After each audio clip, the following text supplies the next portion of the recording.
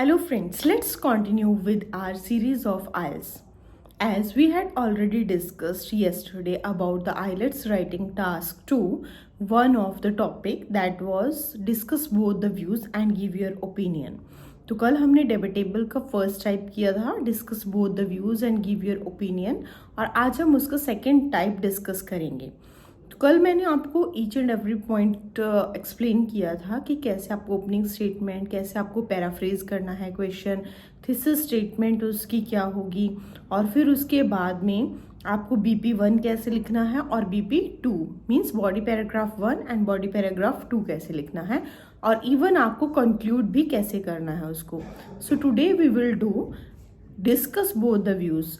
सिर्फ जब आपको क्वेश्चन ऐसा दिया होगा कि discuss both the views and आपको एंड में ये ना लिखा हो कि गिव योर ओपिनियन, तो आपको क्वेश्चन को अटेम्प्ट कैसे करना है that we will discuss today.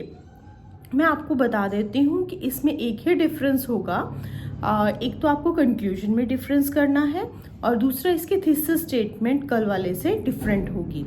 ठीक है, जैसे कल हमें लास्ट में अपना ओपिनियन देना था, तो इसमें हम कंक्लूड करके कैसे लिखेंगे दैट वी विल डिस्कस।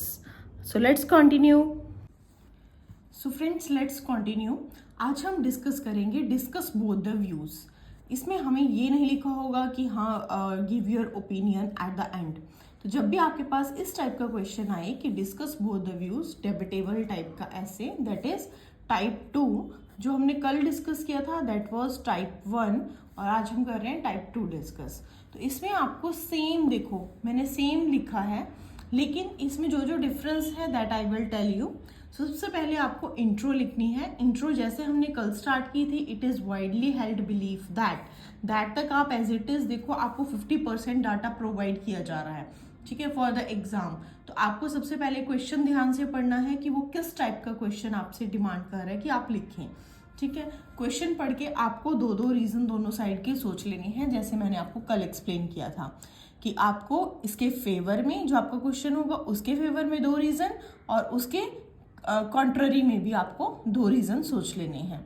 सोचने के बाद आपको इंट्रो देखो एज इट इज़ लिखनी है, दैट तक कल भी हमने ऐसे ही किया था गिव योर ओपिनियन वाले में भी। फिर आपको यहाँ दैट के बाद क्या करना है, क्वेश्चन को पैराफ्रेज करना है। ठीक है, वो कैप थोड़ी सी अलग यूज़ करोगे।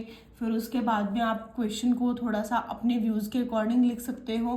तो इस तरह से आपका जो ऐसे है वो 7 बैंड्स के अकॉर्डिंग चला जाएगा। फिर उसके बाद में आप लिखोगे but there is a strong counter argument amongst the section of people that. अब जो स्ट्रॉन्ग काउंटर आर्ग्यूमेंट है, जो इसके कॉन्ट्ररी बात हो रही थी, वो क्या है, वो आप पैराफ्रेज करोगे दैट के बाद।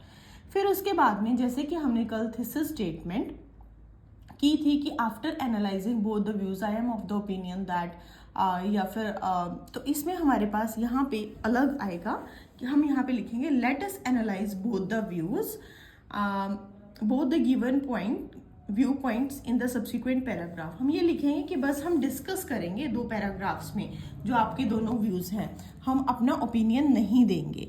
ठीक है, तो जैसे हमने कल तो लिखा था कि let us analyse both the views in order to come at any conclusion at the end. तो इस तरह से हमने जब कल लिखा था, तो हमारा ये यहाँ पे थीसिस स्टेटमेंट आज क्या होगी, थोड़ी डिफरेंट होगी। Now let us come to the body paragraph 1।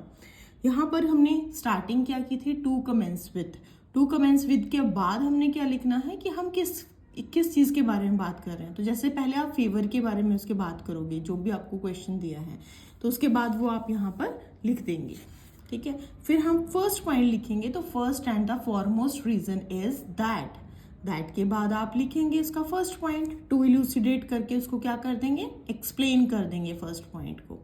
Then the second point worth mentioning here is that, second point लिखेंगे और टू क्लैरिफाई करके उसको एक्सप्लेन कर देंगे। नाउ मैंने आपको बताया था कि लेंथ एक्सटेंड करने के लिए और to make your writing impressive just write down 1 example here.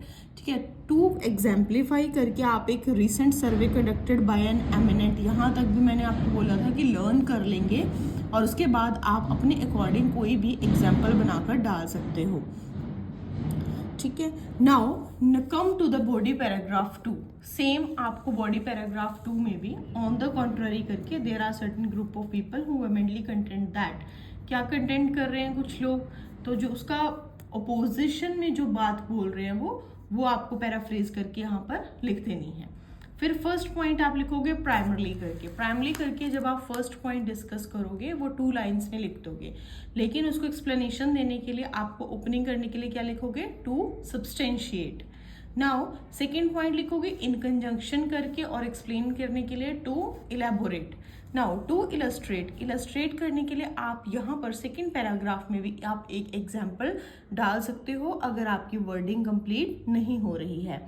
ठीक है, तो वो सेकेंड एग्जाम्पल भी आप इसी तरह से जैसे ऊपर लिखा है a recent survey conducted by an eminent reporter mister Hogg, तो आप यहाँ पर कुछ भी आप एक न्यूज़पेपर का आर्टिकल कुछ भी डाटा अपने अकॉर्डिंग बना के कोई एग्जाम्पल डाल सकते हो। तो इस तरह से देखो आपको 50% ऑफ द ऐसे हमने आपको कंप्लीटली दे दिया है। आपको बॉडी पूरी याद करके जानी है, फिर आपको सिर्फ आपको पॉइंट्स माइंड में अपने पहले ही प्रिपेयर कर लेना according to the question, reasons क्या होंगे और मैं इनकी एक्सप्लेनेशन कैसे करूँगा।